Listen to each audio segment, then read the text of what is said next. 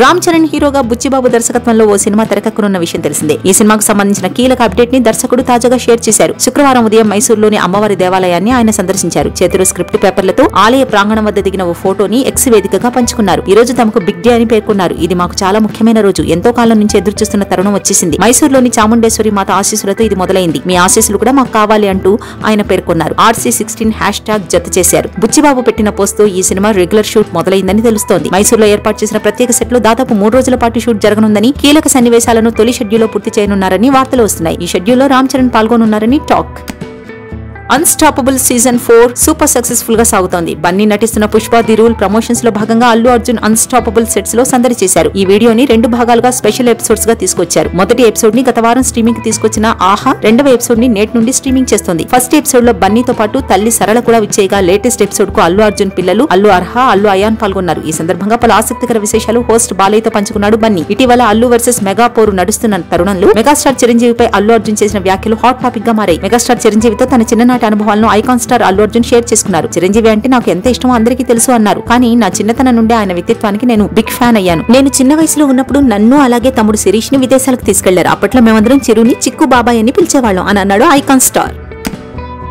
Super star Rajinikanth తర్వాత అంతటి fan following సంపాదించుకున్న నటుడు దళపతి విజయ్ తమిళనాడులో నంబర్ 1 స్టార్ గా తన సత్తా ఏంటో నిరూపించుకున్నారు. కెరీర్ పీక్స్ లో ఉండగానే సినిమాలను వదిలి రాజకీయాల్లోకి వస్తున్నాడు. సొంతంగా రాజకీయ పార్టీని స్థాపించడమే కాకుండా అతడు రాబో ఎన్నికల్లో పోటీ చేసేందుకు రెడీ అవుతున్నారు. అలాంటి సమయంలో ఆయన ఆస్తిపాస్తులు, ఇళ్లు తదితర స్థిర చరాస్తులు, స్టేటస్ గురించిన ఆసక్తికర చర్చ కొనసాగుతోంది. ముఖ్యంగా చెన్నైలో అతడు నిర్మించిన భారీ మ్యాన్షన్ గురించి అభిమానుల్లో ఆసక్తికర చర్చ జరుగుతోంది. దాదాపు 80 కోట్ల బడ్జెట్ తో నిర్మించిన ఈ డ్రీమ్ హౌస్ కి విజయ్ నీలంకరై అని పేరు పెట్టారు. చెన్నైలో ఎంతో ఆహ్లాదకర ప్రశాంత వాతావరణంలో పచ్చటి ప్రకృతి నడుమ అతడు నిర్మించుకున్న ఈ ఇల్లు అందరి దృష్టిని ఎంతో ఆకర్షిస్తోంది. విజయ్ చెన్నైలోని నీలంకరై ఇంటిని నిర్మించడానికి Hollywood icon Tom cruise water front beach mansion స్ఫూర్తిని తీసుకున్నారు. అమెరికాలోని టామ్ ఇంటిని సందర్శించినప్పుడు అది అతన్ని ఆకర్షించింది. అందుకే అచ్చం అలాంటి ఇంటినే తిరిగి తాను కూడా నిర్మించుకోవాలని ప్లాన్ చేశాడు. దళపతి రేంజ్ ని ఎలివేట్ చేసే బ్యూటిఫుల్ హౌస్ ఇది.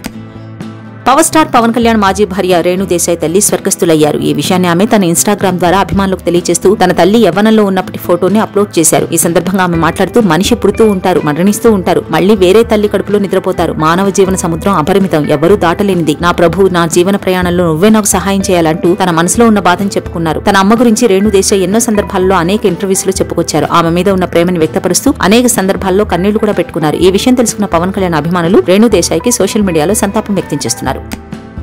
హీరో నాగ చైతన్య, నటి శోభితా ధూళిపాళ్ల వివాహం డిసెంబర్ 4న అన్నపూర్ణ స్టూడియోస్ వేదికగా జరగనున్న విషయం తెలిసిందే. తాజాగా ఈ వేడుక గురించి నాగార్జున ఓ ఆంగ్ల మీడియాతో మాట్లాడారు. ఇది మా నాన్నగారి శత జయంతి సంవత్సరం. అన్నపూర్ణ స్టూడియోస్ నాగ చైతన్య శోభితల పెళ్లికి వేదిక కావడం నాకెంతో సంతోషంగా ఉంది. ఇది కేవలం ఓ స్టూడియో కాదు, మా కుటుంబ వారసత్వంలో ఓ భాగం. మా నాన్నగారికి ఇష్టమైన ప్రదేశం. చైతన్య పెళ్లిని చాలా సింపుల్ గా చేయమని కోరాడు. కుటుంబ సభ్యులు, సన్నిహితులు, సినీ ప్రముఖులు మొత్తం 300 మందిని పిలవాలని అనుకుంటున్నాం. స్టూడియోలో అందమైన సెట్స్ లో వీళ్ల పెళ్లి జరగనుంది. అలాగే పెళ్లి పనులు కూడా వాళ్ళిద్దరే చేసుకుంటామన్నారు. ఆ స్టూడియోలో వసతులు అన్ని ఉన్నాయి. ప్రతి సంవత్సరం అక్కడ కనీసం 10 పెళ్లిళ్లు జరుగుతుంటాయి. శోభిత తల్లిదండ్రులు సంప్రదాయబద్ధంగా పెళ్లి చేయాలని కోరారు. నాకు కూడా ఆ మంత్రాలు వినడం ఎంతో ఇష్టం. అవి వింటుంటే మనసు ప్రశాంతంగా ఉంటుంది. నాగ చైతన్య శోభితల పెళ్లి సంప్రదాయమైన తెలుగు పెళ్లి కానుంది. ప్రస్తుతానికి పెళ్లి పనులు జరుగుతున్నాయి. రిసెప్షన్ వివరాలు ఇప్పుడే చెప్పలేనన్నారు నాగార్జున. గేమ్ చేంజర్ మూవీ విడుదలకు సమయం దగ్గర పడుతుండటంతో పోస్ట్ ప్రొడక్షన్ పనులు శరవేగంగా జరుగుతున్నాయంట. అందులో భాగంగానే ప్రధాన విలన్ రోల్ చేస్తున్న హెచ్ఏ సూర్య డబ్బింగ్ చెప్తున్నారట. ఈ విషయాన్ని ఆయన స్వయంగా తెలియజేశారు. పనిలో పనిగా ఈ సినిమాపై షార్ట్ రివ్యూ కూడా ఇచ్చారు. హాయ్ ఫ్రెండ్స్, గేమ్ చేంజర్ మూవీలోని 2 కీలక సన్నివేశాలకు డబ్బింగ్ పూర్తి చేశాను. ఒక సన్నివేశం రామ్ చరణ్ తో, మరో సన్నివేశం శ్రీకాంత్ తో. దీనికి 3 రోజుల సమయం పట్టింది. అవుట్పుట్ మాత్రం దిమ్మ తిరిగి బొమ్మ కనబడింది అన్న రేంజ్ లో ఉంది. థియేటర్స్ లో మామూలు రెస్పాన్స్ ఉండదు. నాకు అది ముందే కనిపిస్తోంది. పోతారు, మొత్తం పోతారు. థ్యాంక్ యూ శంకర్, దిల్ రాజు ఈ అవకాశం ఇచ్చినందుకు. సంక్రాంతికి రామ్ చరణ్ దెబ్బకు థియేటర్స్ దద్దరిల్లడం ఖాయం. మళ్ళీ కలుద్దాం అంటూ హెచ్ఏ సూర్య ట్వీట్ చేశాడు. ఆయన కామెంట్స్ వైరల్ అవుతున్నాయి. హెచ్ఏ Surya short review Ram Charan fans లో జోష్ నింపింది. గేమ్ చేంజర్ తో రామ్ చరణ్ బ్లాక్ బస్టర్ కొట్టడం ఖాయం అంటున్నారు ఫ్యాన్స్.